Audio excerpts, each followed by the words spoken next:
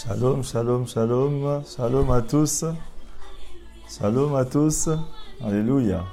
Est-ce qu'on est présent? Shalom à tout le monde, shalom à mes bien-aimés, mes frères, mes sœurs, pour tous qui me suivez de loin et de près. Nous sommes dans le cadre de notre émission 5 minutes pour sauver. Alléluia.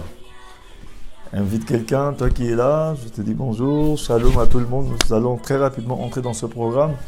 5 minutes pour sauver, notre émission, votre émission, mon émission. Mais nous allons faire très court aujourd'hui.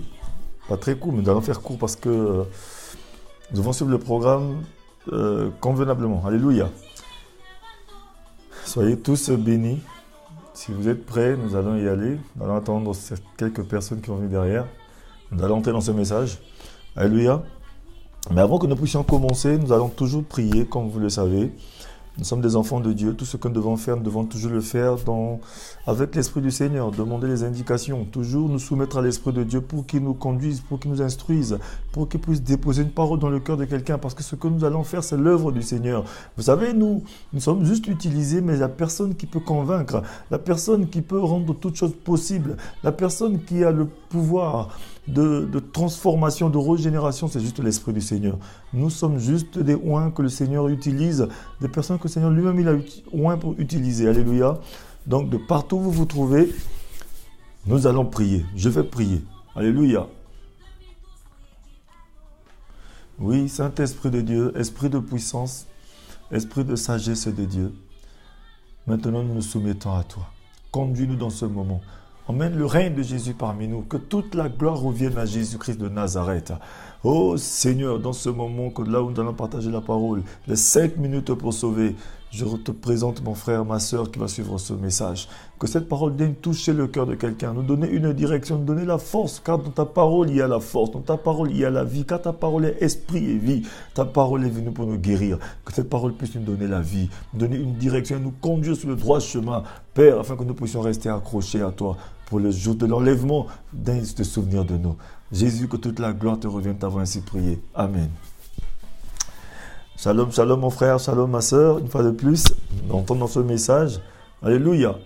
Notre message, comme vous avez vu, le thème c'est affiché sur l'écran. Je vais rappeler quand même ce thème. Le thème de notre message ce soir, vous savez, nous avons fait ces temps-ci une série d'enseignements sur l'incrédulité. Il y a même le pasteur Balban Zappa qui réside aux États-Unis, qui a intervenu aussi dans ce sens. Que Dieu le bénisse beaucoup. Qui nous assiste et qui continue de nous assister, de nous encourager.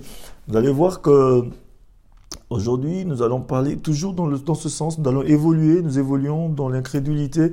Mais il y a une autre forme d'incrédulité, une autre chose qui nous conduit à être incrédule, à rester incrédule, à ne pas vivre la main de Dieu et même à attirer la colère de Dieu. Vous savez, cette chose que nous allons voir aujourd'hui qui s'affiche à l'écran, c'est la dépression qui conduit à l'incrédulité. Vous savez, lorsqu'on parle de dépression, peut-être que d'autres personnes vont me dire que non, nous ne sommes pas dépressifs. La dépression, peut-être il y a certaines personnes, nous allons voir qu'il y a certaines personnes parmi nous, ou même nous-mêmes, souvent nous avons des crises d'angoisse. Nous sommes souvent dépressifs, mais sans le savoir. Parce que lorsque nous n'avons pas la connaissance de la chose, on ne sait pas que c'est cette chose-là qui est en train de nous dérouter. Souvent la dépression nous conduit à être anxieux, à vivre dans un état qui n'est pas le nôtre, à sortir de notre coquille, à sortir de notre assiette, à commencer à poser des actes qui ne sont pas peut-être de nous. Alléluia. Mais dans cet enseignement, cette série d'enseignements sur l'incrédulité, et là maintenant nous sommes arrivés à la dépression qui conduit aussi à l'incrédulité, nous allons peut-être nous comprendre, l'Esprit du Seigneur va nous conduire. Mais avant cela, je vais lire un passage. Il y a un passage dans la Bible que nous allons lire, pour ceux qui peuvent marquer sur la page. Ce passage, c'est dans le livre de Psaume, Psaume 42, verset 1. Le livre de Psaume 42, verset 1. Je vais lire la parole du Seigneur qui dit ceci, à partir du verset 1. Au chef des chantres, cantique des fils de Corée. Comme une biche soupire après des courants d'eau, ainsi mon âme soupire après toi, ô Dieu. Ça, c'est le psaume de David. C'est le roi David qui était en train de prier. C'est la prière du roi David. Mon âme a soif de Dieu, du Dieu vivant. Quand irai-je et paraîtrai-je devant la face de Dieu? Mes larmes sont ma nourriture jour et nuit. Pendant qu'on me dit sans cesse, où est ton Dieu? Je me rappelle avec effusion de cœur quand je marchais entouré de la foule et que je m'avançais à sa tête vers la maison de Dieu, au milieu des cris de joie et des actions de grâce, d'une multitude en fait. Pourquoi t'as battu mon âme et gémis-tu dedans de moi? Espère en Dieu, car je le louerai encore. Il est mon salut et mon Dieu. Mon âme est abattue au-dedans de moi. Aussi c'est à toi que je pense depuis le pays du Jourdain, depuis l'Hermon, depuis la montagne de Mizar. Un flot appelle un autre flot, au bruit de tes ondées. Toutes tes vagues et tous tes flots passent sur moi. Le jour, l'Éternel m'accordait sa grâce. La nuit, je chantais ses louanges. J'adressais une prière au Dieu de ma vie. Parole du Seigneur. Alléluia. Pour ceux qui me suivent, vous savez, à un moment donné de notre vie, comme le roi David, il était dans une crise. Ça, c'est une crise d'angoisse. Parce qu'il était dans une crise, une dépression. Si nous voyons bien dans la Bible, il y a beaucoup d'enfants de Dieu, beaucoup d'hommes de Dieu, beaucoup d'oins de Dieu, que ceux que Dieu a choisis, qui sont des leaders dans la Bible, ils sont passés aussi par des périodes de dépression. Nous avons vu que ça, c'était une période de dépression du roi David. Le roi David, qui était l'homme selon le cœur de Dieu, mais à un moment de sa vie, il était dans une crise terrible. Parce que vous voyez, il parlait à son âme.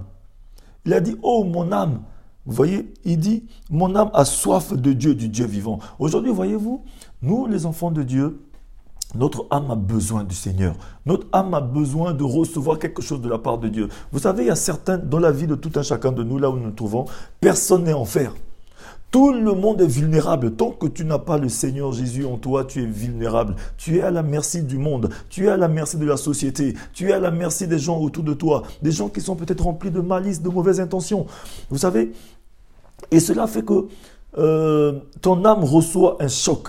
Beaucoup d'âmes de certaines personnes sont souillées, sont sales, parce qu'ils reçoivent des mauvaises informations.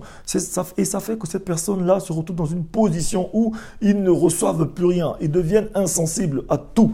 Alléluia. Donc, ça veut dire qu'à ce moment-là, le roi David était tourmenté. Parce que lorsque son âme est perturbée, il est tourmenté, c'est les tourments. Mais vous savez que dans la parole de Dieu, dans le livre, si nous allons un peu dans le livre de Apocalypse, Apocalypse va nous dire ceci dans le livre d'Apocalypse 9, à partir du verset 4, va nous dire que il y a des instructions qui ont été données aux démons de ne tourmenter que ceux qui n'ont pas le sceau du Saint-Esprit. Alléluia. Donc, voyez-vous, mon frère, ma soeur, la parole de Dieu dans cette émission 5 minutes pour sauver vous conduire quelqu'un à comprendre quelque chose. Parce que vous savez, lorsque nous vivons dans les tourments, dans l'angoisse de l'âme, dans cette dépression de l'âme, comme était le roi David, mais il a crié vers Dieu. C'était de l'espérance. L'espérance est vers Dieu. Parce que la parole de Dieu dit, c'est par espérance qu'on a été sauvé. C'est par espérance qu'on va être sauvé encore. Parce que lorsque c'est par espérance, parce que tu n'as pas vu Dieu, c'est par espérance qu'on appelle aujourd'hui Abba Père, parce que tu as espéré en une chose que tu ne vois pas, parce qu'on ne peut que espérer en une chose qu'on ne voit pas. Alléluia, Dieu est suprême. Mais c'est ceux qui espèrent que Jésus-Christ reviendra les sauver, qui se purifient. Mais qui purifient quoi? Qui purifient leur âme. Amen. Nous avons besoin de purifier notre âme. Mais aujourd'hui, personne n'est en enfer. Souvent, nous tombons dans des crises d'humeur, angoissés par les échecs. Parce que le plus souvent, les échecs, quand ça arrive dans nos vies, soit tout le monde a connu à un moment donné de sa vie des échecs, soit à l'école, le baccalauréat, ou soit un examen, un concours, ou bien soit échec dans le couple, dans le foyer. Et tout le monde a connu ce qu'on appelle échec. Et ces échecs-là laissent des traces dans la vie de quelqu'un. Et ces traces-là, vous savez, ça fait que l'âme reçoit un choc. Imaginez-vous que vous passez tout votre temps à préparer quelque chose d'important. Vous avez passé la moitié de votre vie ou une partie de votre vie avec quelqu'un qui va vous quitter du jour au lendemain. Ou bien peut-être que vous allez vous préparer un examen. Vous avez de l'espoir qu'après cet examen, ce diplôme, votre vie va changer. Et voilà que vous rencontrez le pire et que vous cognez contre un mur. Vous savez que vous recevez un choc. Et ce choc-là, vous savez que si jamais vous ne recevez pas le Seigneur, vous ne recevez pas une parole qui puisse vous donner une satisfaction ou qui puisse vous libérer, vous laver, votre âme, il faut être sûr que vous serez toujours à la merci de cette chose, de ce choc. Ce choc émotionnel, ce choc-là va vous détruire. Ça détruit la vie de beaucoup de personnes. Vous avez vu, si nous voyons bien autour de nous, la déception dans les couples, la déception au travail lorsqu'on perd notre travail, la déception lorsqu'on perd quelque chose d'important ou un parent qui est parti très tôt. Mais vous savez un peu, vous voyez un peu ce qui se passe. Il y a certaines personnes, ça devient post-traumatique, ils n'arrivent plus à s'en sortir. Ils restent figés, bloqués. Et l'âme reçoit un choc. Leur âme est meurtrie. Ça fait que même ces personnes, nous voyons, il y a l'impact même souvent sur la peau des personnes. Ils deviennent, ça veut dire que leur peau ne brille plus, ils ne brillent plus. Ils n'ont plus de brillance, ils deviennent noirs, ils deviennent bizarres, ils sont fades, ils n'ont plus rien. Il n'y a plus d'éclat sur leur couleur, sur leur peau, quoi que ce soit. Même malgré qu'ils ont l'argent, ils ont tout, mais il y a quelque chose qui a été détruit. Alléluia. Tout ça parce que c'est un échec. Et l'âme a reçu un coup. Alléluia. Parce que nous sommes le reflet de notre âme aussi, de notre intérieur. Parce qu'on dit l'homme est tel que la pensée de son âme. C'est-à-dire que si dans ton âme, tu n'es pas propre, tu n'es pas pur, cela se reflète sur ton visage. Ça fait que certaines personnes aujourd'hui, parce que leur âme a reçu un choc, et ce choc-là se reflète sur leur visage, et ça fait qu'ils ne peuvent pas plaire, ils n'ont pas quelque chose de correct avec eux. Mais aujourd'hui, nous allons comprendre certaines choses. Souvent, nous sommes tristes d'une situation qui reste inchangée pendant un certain temps. Vous savez que souvent, il y a une situation, on reste dans la situation, on est en train d'attendre que la situation change. Mais la situation ne change pas. Mais tellement que cette situation perdure et qu'elle ne change pas pendant un certain temps, nous avons tendance à croire que cette situation s'éternise. Parce que nous, on est en train de se dire que tellement que cette situation attend, ça perdure, ça fait qu'on commence à perdre la foi. Et notre âme reçoit un choc. On commence à devenir incrédule à ce moment-là. Alors, vous savez que notre âme à ce moment reçoit cette information et elle subit une crise, c'est-à-dire une dépression. Parce que lorsque l'âme reçoit cette mauvaise information, ça veut dire que le choc que tu as reçu dans ta vie, ça y est, tu ne deviendras plus jamais une bonne personne. Parce que tout de suite, on revient en nous-mêmes et c'est fini, on ne se lance plus. Voyez-vous, aujourd'hui autour de nous, il y a beaucoup de femmes qui ne se lancent plus avec les hommes parce qu'elles ont reçu un choc ou bien peut-être qu'elles ont été déçues.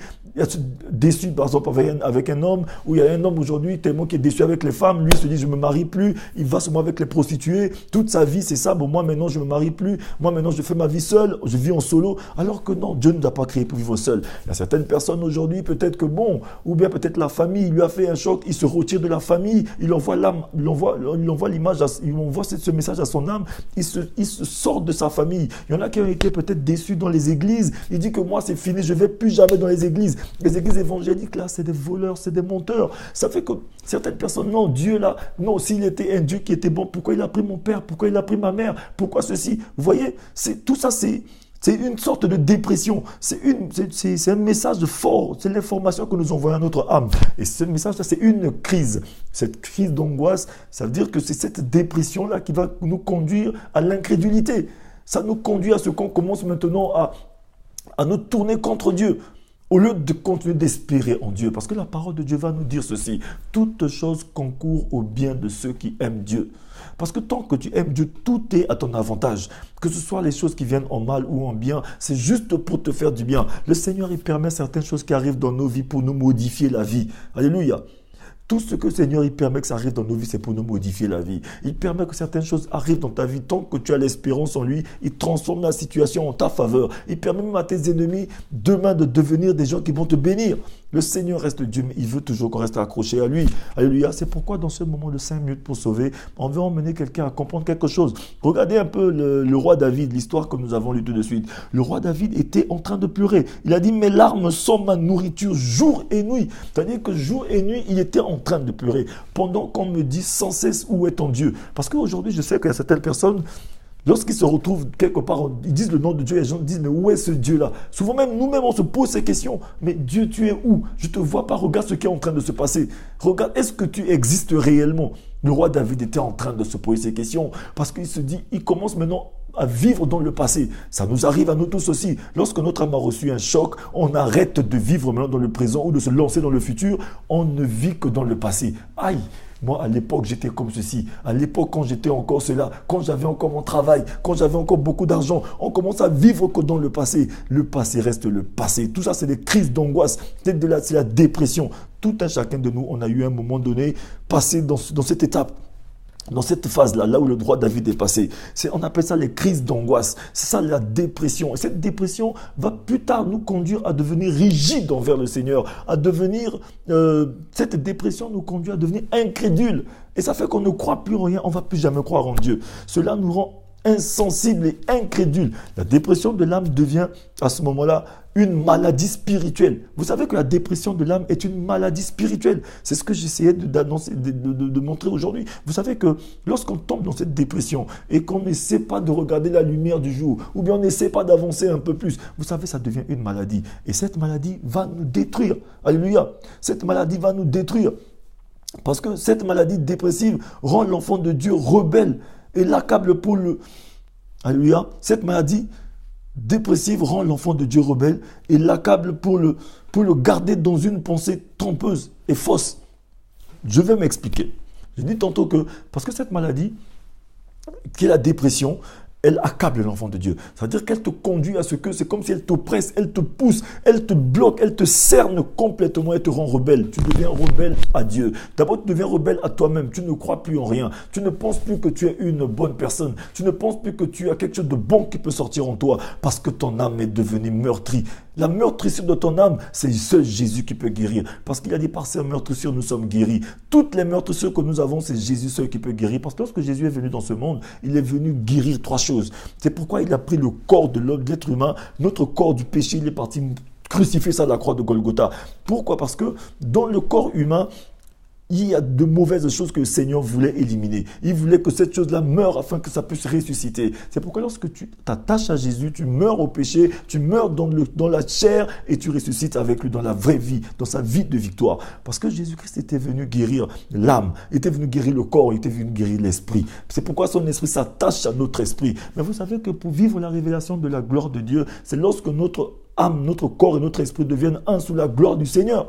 Parce que nous sommes indivisés par trois. Alors que Dieu, il est trois en un, en une seule personne. Alléluia. Dieu, il est trois en un. Mais nous sommes indivisés par trois. Mais vous savez que le Seigneur Jésus, Dieu était en Jésus lorsqu'il était en train de nous réconcilier avec le Père. Mais cette réconciliation se passe de cette manière lorsque notre âme doit être lavée, nettoyée et notre corps pur et obéi maintenant à notre esprit et tout cela devienne un sous l'esprit du Seigneur pour que nous puissions vivre la gloire de Dieu. Mais c'est pourquoi vous savez que l'incrédulité va maintenant s'interposer. Il va utiliser beaucoup plus l'âme parce que l'âme va se mettre au milieu entre le corps et l'esprit pour ne pas qu'on puisse être en symbiose, pour ne pas vivre la gloire du Seigneur. C'est pourquoi aujourd'hui j'aimerais que quelqu'un comprenne ce que c'est que l'incrédulité. Mais la dépression aussi, c'est la chose que le malin utilise pour nous garder dans cette incrédulité. Alléluia.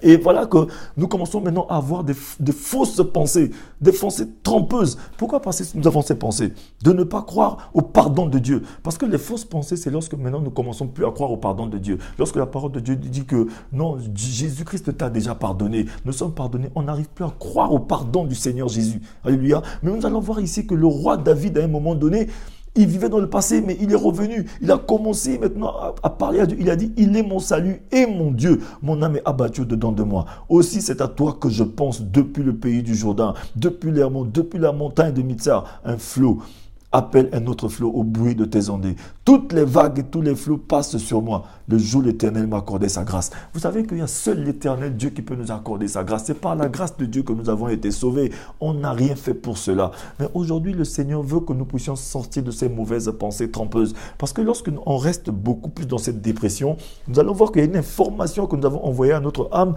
Et cette information que nous envoyons à notre âme va commencer à nous accabler. À nous garder dans la rébellion envers le Seigneur, envers nous-mêmes, envers la société, envers tout. Même on commence à ne plus rien aimer, on commence à devenir médiocre à ce moment-là. On ne croit plus au pardon de Dieu. Alors que la parole de Dieu dit, si mon peuple, ceux qui ont invoqué mon nom, s'il s'humilie, il vient demander pardon, je vais le pardonner. Mais il faudrait qu'on puisse croire aussi au pardon de Dieu, que Dieu nous a déjà pardonné. Mon frère, ma soeur, là où tu te trouves, je vais te dire quelque chose.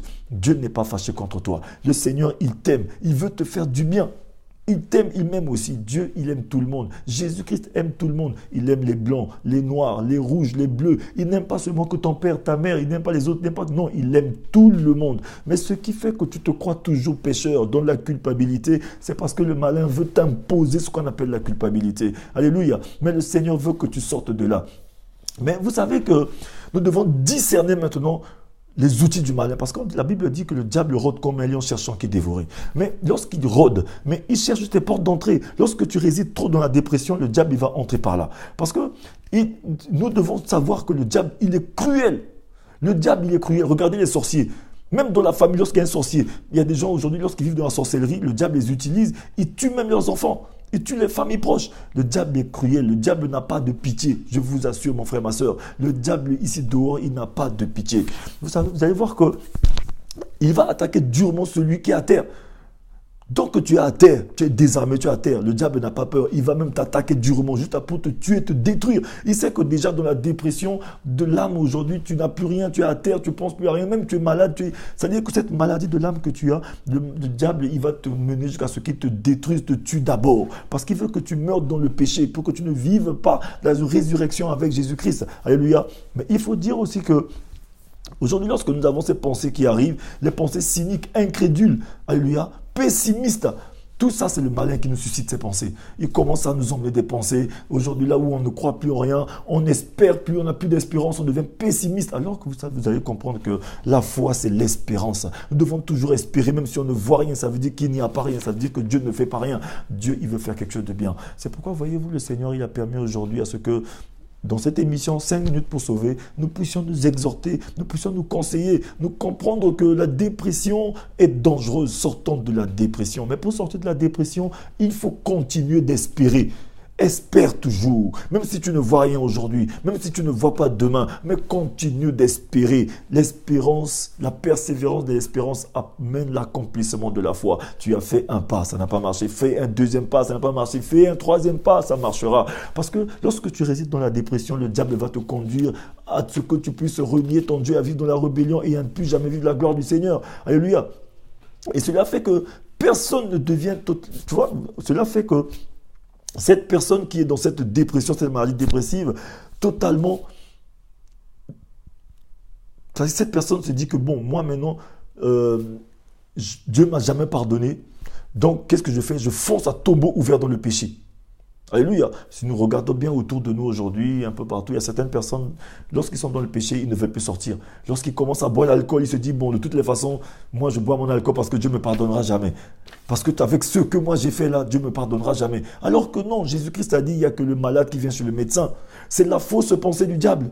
Il te dit, regarde-toi là, est-ce que tu peux prier? Est-ce que toi, tu peux parler à Dieu? Toi qui as avorté là, hier tu as avorté. Toi qui as couché avec l'homme de celui-ci. Toi qui as couché avec la femme de celui-ci. Toi qui es un voleur là. Mais vous savez qu'il n'y a que le malade qui vient chez le médecin. Je veux dire à quelqu'un que Dieu n'est pas fâché contre toi. Ce sont les fausses pensées du Seigneur.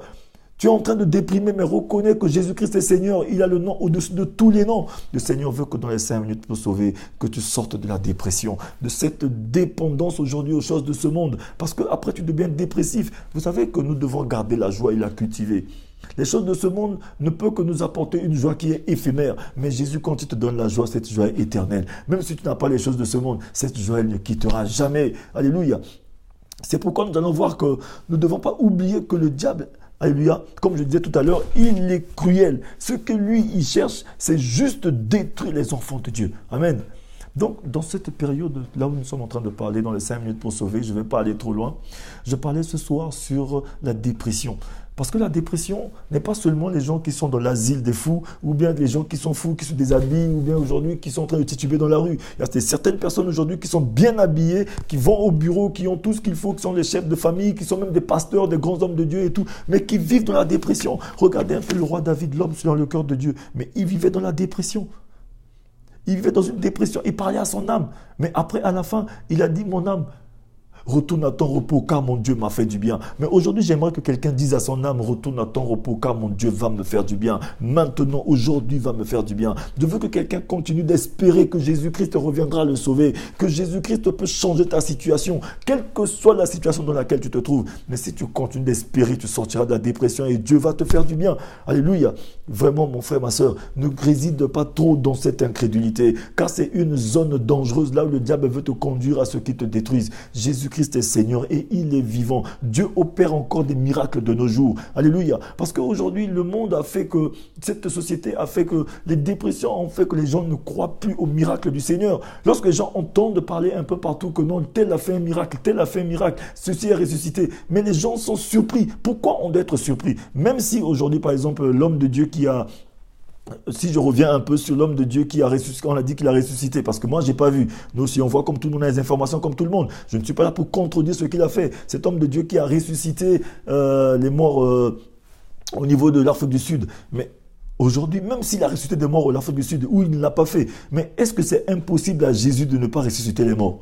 Nous, en tant que chrétiens, en tant qu'enfants de Dieu, nous devons croire que Jésus-Christ a le pouvoir de ressusciter les morts. Il a ressuscité Lazare pendant 4 jours. Jésus-Christ a ressuscité la fille de Jairus. Jésus-Christ ressuscite les morts de nos jours encore. Il peut encore ressusciter ta situation. La parole de Dieu nous dit dans le livre de Romains 8, verset 11, que lorsque l'Esprit de Dieu qui était avec Jésus-Christ à la résurrection, s'il vit en toi, il ressuscite tout ton corps mortel. Ça veut dire que tout ce qui est mort dans ta vie, Jésus-Christ peut le ressusciter. Mais qu'est-ce qui fait qu'aujourd'hui les enfants de Dieu croient que le miracle n'était que au temps de David, au temps des hommes de Dieu là-bas, ou plus au temps de l'incrédulité, la dépression. Cette dépression aujourd'hui fait que notre âme a reçu un coup et on ne peut plus croire en Dieu. Mais aujourd'hui, le Seigneur veut sauver quelqu'un de l'angoisse, veut sauver quelqu'un de la dépression, afin qu'on puisse croire au miracle de Jésus-Christ. Jésus-Christ opère encore des miracles de nos jours. Même après ce moment, il suffit que tu reviennes en toi et que tu crois en Jésus. Juste une prière, tu vas témoigner Dieu.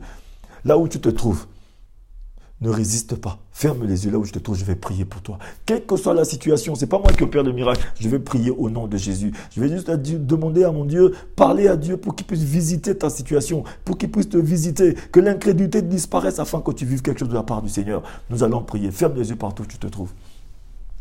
Éternel Dieu de gloire, Père très saint, Jésus de Nazareth, toi qui opères les miracles de nos jours encore. Seigneur, je remets mon frère, ma soeur, toute personne qui suit cette émission 5 minutes pour sauver. Seigneur Jésus, lève-toi maintenant pour tes enfants, toi notre Rédempteur, quelle que soit la situation. Ta parole dit, ton esprit qui était avec toi pendant pendant la résurrection, s'il vit en nous, il ressuscitera tout ce qui est mort dans nos vies. Je veux que quelque chose qui est mort dans la vie de mon frère, de ma soeur, ressuscite maintenant. Dieu de gloire, je t'implore, Jésus de Nazareth, soit élevé dans toute situation. Que l'incrédulité quitte la vie de mon frère et ma soeur. Que la dépression s'évapore afin que toi tu t'installes en Dieu, en Seigneur dans notre vie. Je t'ai ainsi prié ce soir. Sois élevé, sois béni. Que toute la gloire te revienne. Amen. Amen mon frère, amen ma soeur. Nous sommes dans notre émission 5 minutes pour sauver. Reviens sur cette page ou bien soit sur ma page Facebook ou ma page YouTube évangéliste Teddy Elvis Mapuka. Soyez bénis. Soyez bénis, 5 minutes pour sauver, c'est votre émission. Bonne soirée à tout le monde.